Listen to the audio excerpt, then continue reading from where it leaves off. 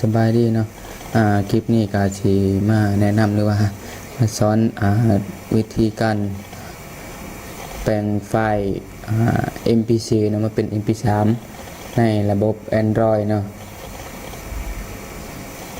โดยใช้แอปพลิเคชันเป็นตัวช่วยนะที่มีชื่อว่าAndroid Video Editor เนาะมาโหลดโปรแกรมกันก่อนเนาะเข้า Google Play Store นะ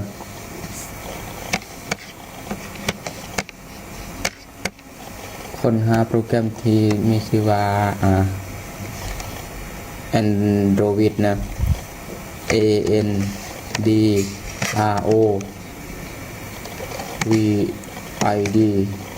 นี่นะโปรแกรมนี้นะ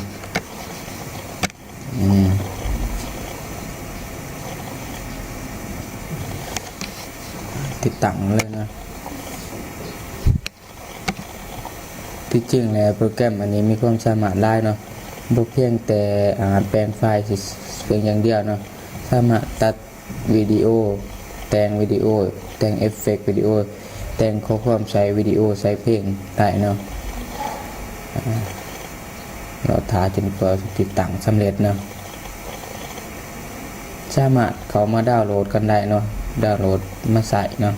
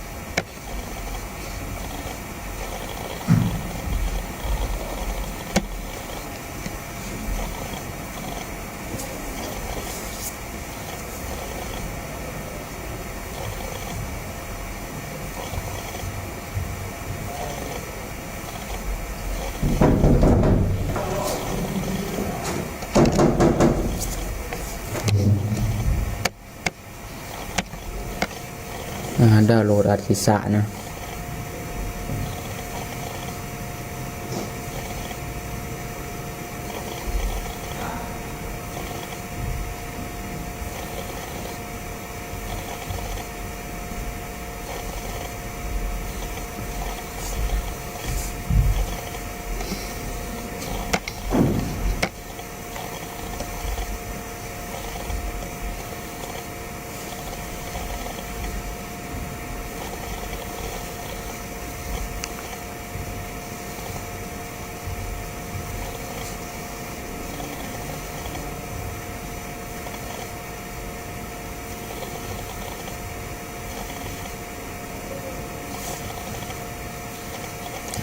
เราถ่ายการติดตั้งเนาะติดตั้งสำเร็จเรียบร้อยเนาะเราเปิดโปรแกรมกันเลยเนาะเปิดขึ้นมา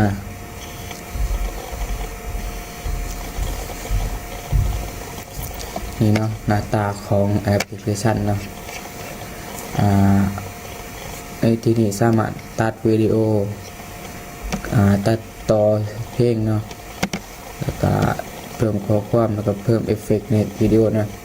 ในที่นี้จะมาสอนวิธีการแปลงเนาะแปลงไฟล์ MP4 เป็น MP3 เนาะคลิกเข้าที่เครื่องหมายอันนี้เนาะเป็นหมายวิดีโอนะเพื่อเลือกวิดีโอมาแปลงนะนี่เลือกเอาวิดีโอเพลง See You Again นะคลิกเข้าไปที่วิดีโอ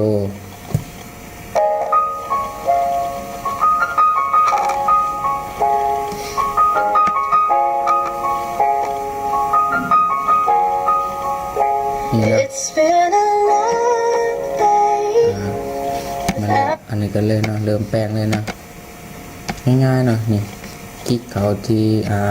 audio นะเข้าบัตรหนึ่งเปิดแปลงเป็น MP3 นะรอถ่าการแปลงจนกว่าจะสำเร็จนะ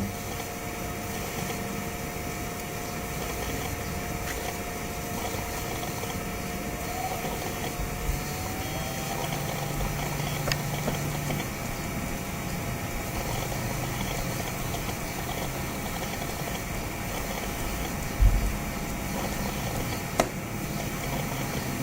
รอถาจนกว่าสิแปลงสำเร็จนะใส่เวลาบุพอเท่าไรนาทีแล้วนะในการแปลงไฟล์ MP4 เป็น MP3 นะ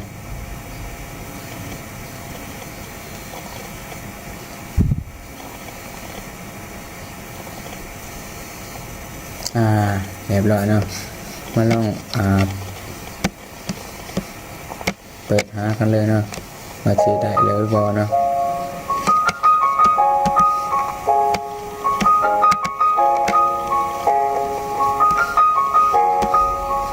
นี่ครับสามารถเก็บไว้ในมือถือเนาะเอาไว้ฟังนะเอาไว้ฟังเวลาอันนี้เนาะWe've come a long way from where we began. Oh, I'll tell you all about it when I see you again. When I see you again. Damn, who knew all the planes we flew, the things we've been through, that I'll be standing right here talking to you about another path. I know we love to hit the road and laugh, but somethingถือว่าสำเร็จเนาะมาลองเปิดหากันเลยเนาะว่าได้แต่เลยบอกเนาะเปิดไฟล์จัดเก็บเนาะอาจจะจัดเก็บทุกสายเนาะ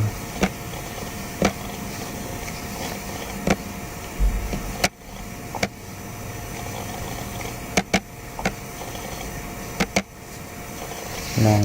คนหาเนาะโอ้โหว่าจัดเก็บอยู่ใช่เนาะว่าได้ตั้งค่าก่อนจัดเก็บเนาะอาจจะอยู่นี่นะนี่นะออดิโอนี่เพลงลองเปิดเบิ้งนะ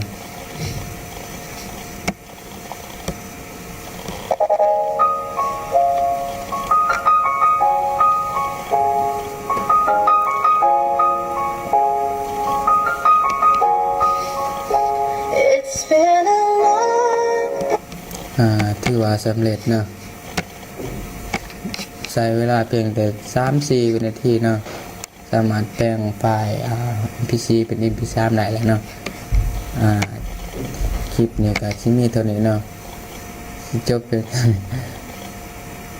ขอขอบใจที่รับชมเนาะ